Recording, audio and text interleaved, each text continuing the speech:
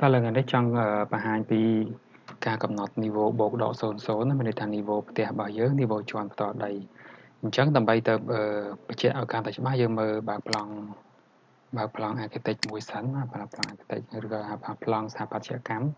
យើងមាន master plan នេះមួយបញ្ជាក់ពីទំហំដីរបស់យើងនេះបាទទំហំដីរបស់យើងហ្នឹងទំហំប្រមាណគុណប្រមាណអញ្ចឹងណានៅក្នុងនេះយើងមានដីទំហំ20ម៉ែត្រគុណនឹងតតឹងដីនឹង6ម៉ែត្រប៉ុន្តែផ្ទៃសាងសង់វាតែប៉ុណ្ណេះទេណាវាតែប៉ុណ្ណេះនេះទៅសនេះ4ម៉ែត្រកន្លះគុណនឹង14ម៉ែត្រអញ្ចឹងវាសល់ខាងមុខផ្ទះនេះបន្តិចឥឡូវយើងចូលទៅសាច់រឿងតែម្ដងបន្ទាប់មកវាមានប្លង់បាតណាប្លង់បាតជាន់ផ្ទាល់ដីនេះប្លង់បាតជាន់ទី1អានេះគឺប្លង់អាងទឹកណាប្លង់កន្លែងដាក់ធុងទឹកនៅខាងលើដបូលនេះប្លង់ដបូលតែម្ដងតមកទៀតនេះកន្លែងដែលសំខាន់យើងមើលពីមុខ from view កុំហើញពីមុខយើងមើលកន្លែងនេះចាប់អារម្មណ៍កន្លែងនេះបូកដក00ហើយខាងក្រោមនេះដក 0.3 បូកដក00នេះមានន័យថា niveau បាតផ្ទះពេលដែលរួចរាល់ពេលដែលក្រាលការ៉ូហើយគឺប៉ុណ្ណឹងហើយអាដក 0.3 នេះមានន័យថាបរិវេណដីខាងក្រៅផ្ទះអញ្ចឹងវាទាបជាង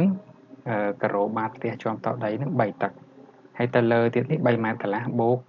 3.5 អានេះគឺ niveau ជាន់ទី1បាទ niveau ជាន់ទី1ហើយនៅខាងលើនេះ 6.45 ហ្នឹងគឺ niveau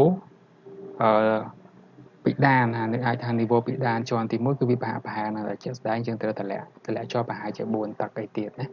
អញ្ចឹងសួរថាវាសំខាន់អីនេះសំខាន់ត្រង់ថាបូកដក00យើងកំណត់ថាប៉ុណ្ណឹងយើងទៅមើលអាប្លង់របស់យើងនេះប្លង់ជារួមដើម្បីយើងកាយធ្វើជើងតាងធ្វើអីហ្នឹង